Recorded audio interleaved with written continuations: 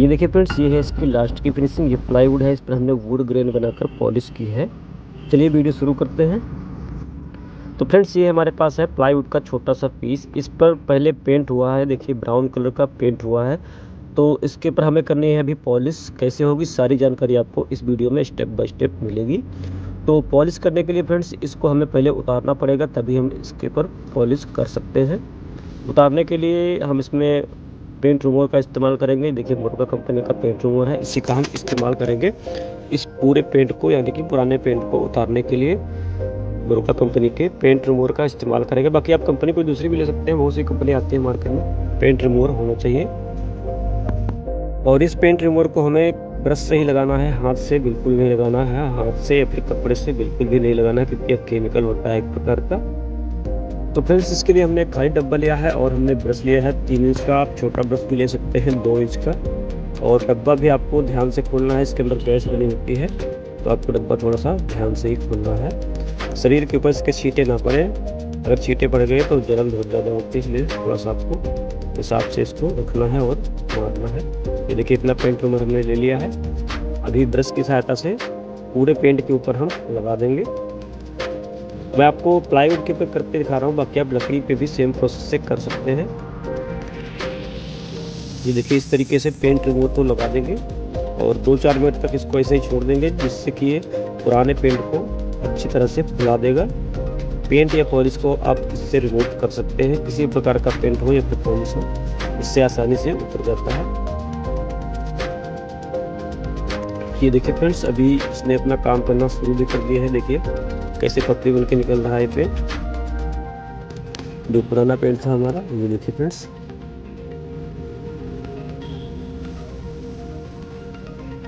ये देखिए इस तरीके से ये पूरा फुला देता है 4-5 मिनट में ही। अभी आपको एक लोहे की पत्ती लेनी है, आरी की ब्लेड भी ले सकते हैं आप, उसमें धार लगी हुई होनी चाहिए। और खुर्च के इसको निकालना है, हमें पूरे पेंट को निकालना है। ये देखिए हमने आरी की ब्लेड ली है और इस तरीके से खुर्च के पूरे पेंट को निकाल देंगे। अगर एक बार में यह पूरा साफ नहीं होता है तो आप इस पर दूसरी बार भी पेंट रिमूवर लगा सकते हैं, क्योंकि अगर ज़्यादा पेंट हुआ होगा, ज़्यादा बार पेंट हुआ होगा, जैसे 3-4 बार पेंट हुआ होता है, तो एक बार में पेंट रिमूवर नहीं निकाल पाता है, तो आपको 1-2 बार उसको लगाना पड़ेगा। तो हमारा 1-2 बार ही मुझे लगता है पेंट हुआ था पहले, तो ये एक बार में ही पूरा क्लियर हो जा रहा है। देखिए पूरा साफ हो जा रहा है, तो हमें दोबारा पेंट रिमूवर लगाने की ज़रूरत नहीं पड़ेगी। अभी जो थोड़ा थोड़ा रह गया है उसको हम रेगमल लगा के निकाल देंगे। पट्टे वाला रेगमल लगाएंगे इसके ऊपर 80 नंबर या फिर 100 नंबर, जिससे कि लकड़ी भी अगर ऊंची नीची होगी तो बराबर हो जाएगी और जो पेंट रह गया थोड़ा बहुत वह भी निकल जाएगा। इस तरीके से दबा के इसकी हमें सैंडिंग कर देनी है।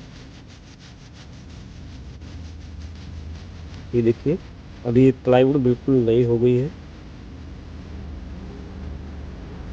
अभी आप इस पर कोई भी पेंट या पॉलिश कर सकते हैं। हम इस पर आपको नेचुरल कलर की वुड ग्रेन बनाकर पॉलिश करके दिखाएंगे।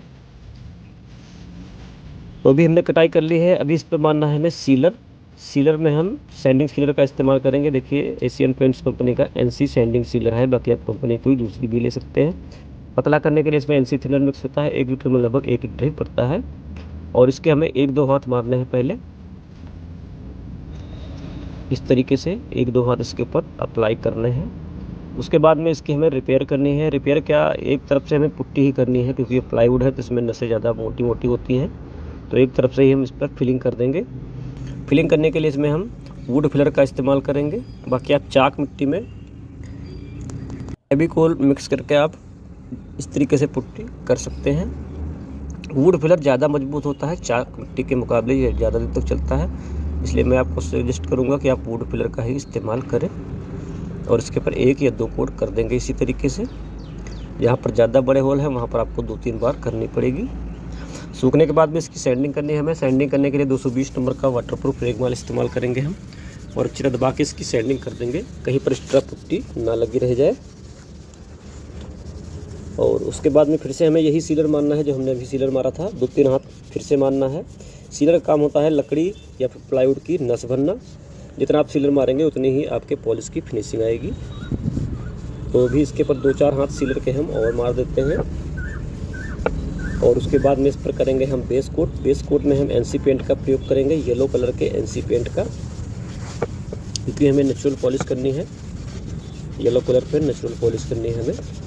तो बेस कोट हम एनसी पेंट का लगाएंगे येलो कलर के। तो देखिए फ्रेंड्स, ये है हमारा एनसी पेंट। इसमें कलर बहुत से आते हैं एनसी पेंट में, हम इसमें येलो कलर के एनसी पेंट का इस्तेमाल करेंगे। पतला करने के लिए इसको भी एनसी थिनर ही मिक्स करना पड़ता है, 1 लीटर में लगभग 1 लीटर ही पड़ता है। बाकी आप अपनी ज़रूरत के हिसाब से कम ज़्यादा कर सकते हैं। येलो कलर का एनसी पेंट है,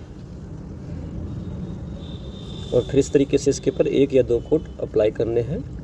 ये एनसी पेंट है इसलिए तुरंत ही सूख जाता है, आपको ज़्यादा वेट नहीं करना पड़ेगा। देखिए फ्रेंड्स, अभी सूख चुका है पूरा। अभी हम इस पर बनाएंगे वुड ग्रेन। वुड ग्रेन बनाने के लिए हमने लिया है ब्राउन कलर का इनेमल पेंट और तारपीन का तेल है, और इसको हम टाट से बनाएंगे। ये बोरा है, टाट जो होता है सिरे से बढ़िया बन जाते हैं। बाकी आप कपड़ा भी ले सकते हैं या फिर आप टूल का भी प्रयोग कर सकते हैं रेसा बनाने के लिए। और फिर आपको जैसे भी रेसे चाहिए हो पतले मोटे, उस तरीके से आप इस पर रेसे बना सकते हैं। ये देखिए, इस तरीके से आप इस पर रेसे बना सकते हैं।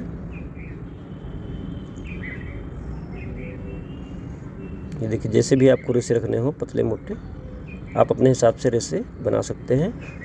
और अगर एक बार में रेसा ख़राब भी हो जाता है तो कोई दिक्कत नहीं है, आप इसको साफ़ भी कर सकते हैं, क्योंकि ये ऑयल बेस्ड पेंट है तो जल्दी सूखता नहीं है, तो कोई प्रॉब्लम नहीं आने वाली है आपको। ये देखिए, इस तरीके के हमने वुड ग्रेन बना लिए हैं।